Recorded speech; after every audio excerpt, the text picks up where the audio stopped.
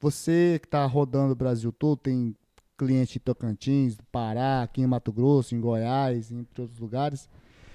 Qual que é a perspectiva? Você acha que teve muito aventureiro que vai sair agora em 2023? Já teve, né? Sim, se a gente for voltar aí, quando a gente viu que aquela arroba atingiu aquele pico, muita gente entrou. E também saíram. Por quê? Porque o custo também aumentou muito. Mas a gente tem visto aí, de 10 anos para cá, muita gente saindo.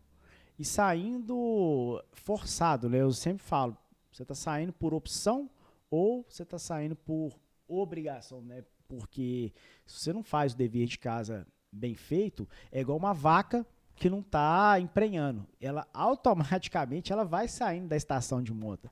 Vai chegar uma hora que você vai falar assim, pô, essa vaca não está emprenhando, ela não está É. cumprindo o papel dela. Então ela é um processo que ele é natural. A gente viu aí muitas fazendas sendo arrendadas, né, para soja. Por quê? Porque ela vinha acumulando prejuízo e chega uma hora que o negócio ele fica insustentável. Porque hoje, se o cara parar para analisar friamente, se o negócio dele não estiver dando mais lucro do que a terra tivesse sendo arrendada, ele é melhor parar, né? Hoje o cara arrenda uma terra e ele consegue viver bem. Então, para a pecuária ser sustentável, ela tem que dar mais margem de lucro do que como ela estivesse sendo arrendada. Porque senão o cara sai fora. E são dois, pessoal, são dois investimentos totalmente diferentes, são dois negócios totalmente diferentes. Terra é um investimento imobiliário. E gado é um investimento que você vai fazer rodar, é um fluxo de caixa dessa terra. Então, se você tem uma terra que está parada, que está te gerando gasto, ela está tirando lucro do bem imobiliário que ela poderia estar rendendo por mês ali para a pessoa estar alugando ou arrendando para soja ou pecuária. E isso é muito comum, né? Principalmente pessoas que herdam, né, Diego? O cara que herdou a fazenda, que não é do ramo, entra com a cara e coragem, nos primeiros anos vai todo animado. Depois ele vê que o negócio é bem mais embaixo, né? Que um custo de uma fazenda hoje, ele é muito alto, né, Diego? É manutenção de cerca, correção de pasto, é, compra de animais, protocolo nutricional, protocolo sanitário, funcionário, mão de obra, entre outros, né? Qual que é o maior patrimônio de uma fazenda? É, É a terra. é a terra.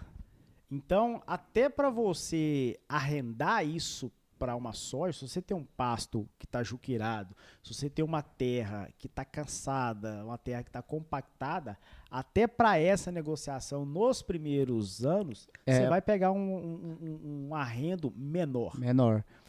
Vamos colocar que o cara arrenda hoje uma terra mediana, cinco sacas de soja por hectare ano. Se a terra tiver judiada, o cara vai pagar dois no máximo. Porque ele sabe que ele vai ter que gastar com calcário, correção. Com certeza. E às vezes, assim, né? Claro, às vezes, pela situação que a fazenda se encontra, Não paga nada no primeiro ano. exatamente. E às vezes também, para quem está recebendo o arrendo, quem está fechando com margem negativa, às vezes só dele não ter prejuízo, ele já está Ué. tendo, vamos falar assim, uma vantagem. Mas ninguém quer ficar no 0 a 0, né? E todo mundo precisa de dar dignidade para a família, Sim, né? é. Todo mundo precisa de dinheiro para poder fazer suas coisas. Mas se você vem tomando aí práticas ruins, né, digamos assim, você vai demorar um pouco mais ainda para sair daquela situação desfavorável, né? Você desvaloriza a sua terra. Vamos colocar com a terra hoje, bem cuidada aqui na região, vale R$ 60 mil o alqueiro. Se é uma terra enjuquirada que está abandonada, o cara não paga 25 mil nunca. Ou seja, mais de 50% de desvalorização. Ô Douglas, isso aí sabe como é que é? É igual eu fui esses dias para poder vender umas vacas. E essas vacas não estavam numa condição muito boa, não, sabe? Então, assim, quando você entra na posição de desvantagem, e o que eu falei pro cara? Eu falei assim, eu não preciso falar que eu já sei os defeitos da vaca tudo. Eu quero saber se ela te serve ou não. Entendeu? Então, às vezes, o cara vai chegar e falar assim, não, mas essa terra, cara, não, tem muita árvore, eu vou ter que catar muita raiz, eu vou ter que gastar muito com calcário, não sei o quê. Você vai ter que escutar isso. É, Você já não tá bem. E aí o cara às vezes ainda vem pra quê? Pra colocar você na posição de mais desvantagem ainda pra negociar melhor. E é o normal, né? Ele não tá errado. E se você não aguentar a pressão, o que você vai fazer? Vai entregar de graça. Fala, não, eu te pago pra você arrendar ela, vai. Exatamente. Mas isso é negócio. Negócio é negócio. E hoje, Diego, qual que é o maior gargalo que você acha na área da cria?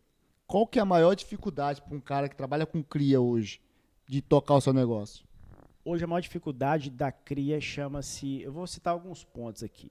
Primeiro deles, isso funciona tanto para pecuária de uma forma geral.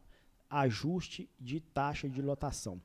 Hoje, se a gente for pegar mais de 50% do cerrado brasileiro, ele está degradado. Por quê? Porque eu falo o seguinte, eu vou só vou contextualizar, tá? E depois eu volto para a gente poder completar os outros pontos. Se você for pegar, por exemplo, você está na sua casa e você vai dar uma festa. Você tem na sua despensa comida para 20 pessoas. Se você for convidar 15, o que você tem que fazer? Você tem que produzir comida. Por quê? Porque senão o povo vai sair com fome da sua casa e vai destruir tudo. Né? E hoje as pessoas, os pecuaristas, não conseguem entender e assimilar isso, porque parte do que um pasto produz precisa de ficar no sistema. E toda vez que você coloca o animal para comer aquilo que deveria ficar no sistema, você prejudica o desempenho. Prejudicou o desempenho, vai afetar no bolso. Então esse é o principal problema hoje da pecuária de forma geral. Onde cabe 20, coloca 30. Exatamente. Né? Então aí que a gente tem terra compactada, pasto sujo, e aí todo mundo já sabe qual que é a consequência disso.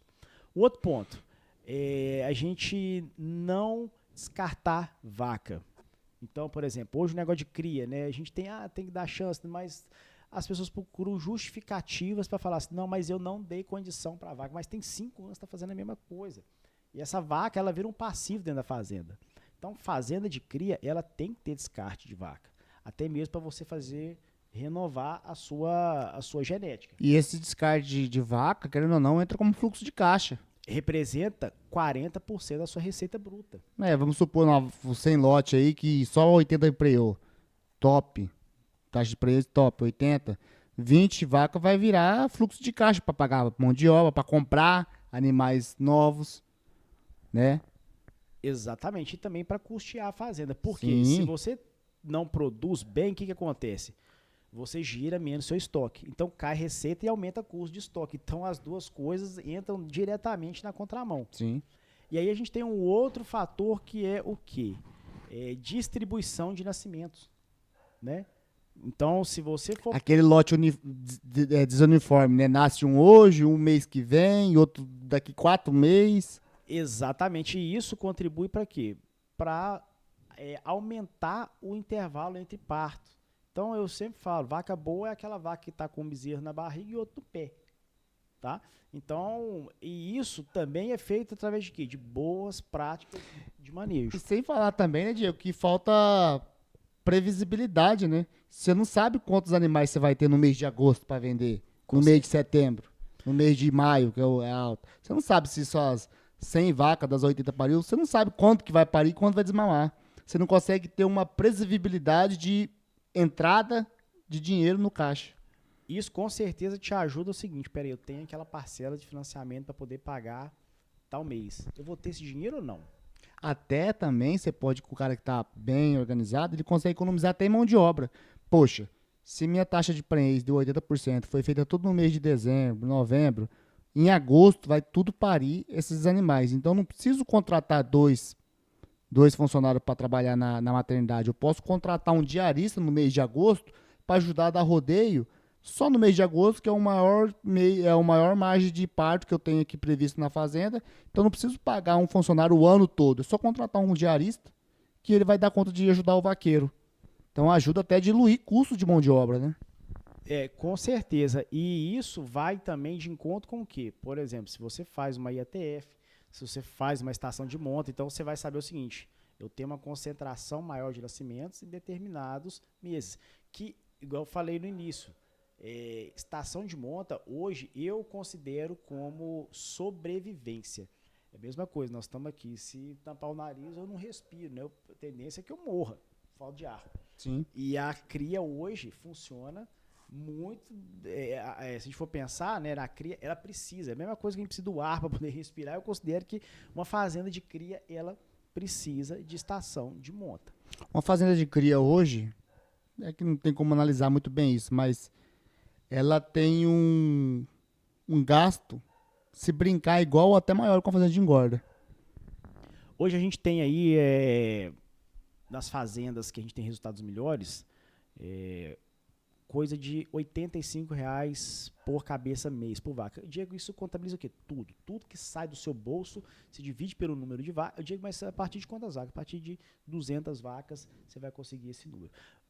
Qual que é a tendência disso subir? Dependente conforme for, se a sua estrutura, se ela for muito inchada, corre o risco disso subir. Se a sua estrutura é muito pequena, determinadas coisas você precisa de ter. Então, às vezes, você não consegue diluir esse custo que você tem, né? Eu até fiz um diagnóstico de uma fazenda, isso deve ter um mês, uns 40 dias mais ou menos, que essa fazenda não estava dando dinheiro, e a gente viu o seguinte, que ela estava com uma sublotação e que para melhorar o resultado da fazenda, a gente precisaria de quê? De repovoar a fazenda. Precisava de colocar ela na capacidade máxima dela, que vai de encontro com o momento que a gente está vivendo agora. Né? Se você for pegar, por exemplo, vaca parida que teve a R$ 4.500, você comprar hoje 3.200, 3.500. 3 conto, já vi vaca parida sendo vendida. Então é uma oportunidade. Ah, mas aí eu vou comprar um gado de genética inferior, aí já é uma outra situação, mas é uma oportunidade que a gente está vendo hoje. Não, e outro seguinte, né? E hoje você encontra um gado de genética boa por 3.200. Porque outra coisa que você vai ver aí, olha aí na sua região, boiadeiro. Hoje estamos no mês de julho. Estamos no início do período de seca. Começou em maio, mas estamos ainda no início. O auge é agosto, setembro. Tem gente sem pasto. E tem gente sem pasto, o que ele é obrigado a fazer? Vender. Vender vaca parida de graça. Vender bezerro de graça para não deixar morrer dentro da propriedade. Então, hoje, se aparece oportunidade de negócio, não é só em gado, vaca inferior, vaca boa. Boa, o cara é obrigado a vender porque não planejou o período de seca no período das águas. Então, para quem tem dinheiro no bolso e tem oportunidade de negócio, é só ficar de olho, é só ficar de olhos abertos que tem muita oportunidade aí, não é só com vaca ruim não, vaca boa, vaca jovem, de segunda, terceira cria, sendo vendida por 3.200 com bezerro bom no pé. E pior ainda do que você não ter pasto, é você ter uma vaca parida agora nesse momento, porque chega a doer meu coração quando eu chego numa fazenda e eu vejo ali um bezerro de 3 meses ali que está ao pé da vaca agora numa época dessa. Isso é muito mais comum do que as pessoas imaginam, né? Às vezes a bolha que você vive, você vai só em fazendas que tá com a estação às vezes, né, ajustadinha, tudo arrumadinha, essa época já desmamou todo mundo, já vendeu todo mundo que tinha que vender, mas é muito mais comum você chegar numa fazenda de cria e ver vaca com bezerro ao pé agora, nessa época, do que... Então vou te falar uma coisa mais comum ainda. Principalmente está acontecendo hoje. Você lembra que em maio, bezerro estava sendo comercializado por 2.100, 2.200 e o pessoal falou, vou segurar porque vai subir? E esse pessoal que segurou, que teve de gente que segurou bezerro desmamado desde maio, esperando o bezerro subir, bezerro só tá caindo, não tá escrito. Mas isso é uma baita falta de, com todo respeito, é uma baita falta às vezes de estratégia, porque a vaca, ela é moradora da fazenda. O bezerro não. O bezerro não. Porque se a gente for pensar, por exemplo, né, no negócio de recringoda, é uma coisa que tem muito mais liquidez do que, por exemplo, uma vaca parida, do que, né, um negócio de cria propriamente dito. E quanto mal o cara segura esse bezerro no pé da vaca, maior é o atraso dessa vaca para entrar na estação de monta agora em novembro. Aí o cara, por causa de, vamos colocar, ele queria 2.300, só achou 2.200, por causa de R$100, ele ficou 2 meses a mais com esse bezerro na fazenda, 2 meses a mais esse bezerro comendo proteinado, comendo sal, 2 meses a mais pagando funcionário para olhar esse bezerro, e essa vaca vai atrasar 2 ou 3 meses a mais para emprenhar por causa de R$100. Se ele estivesse fazendo conta, já tinha economizado uns 400.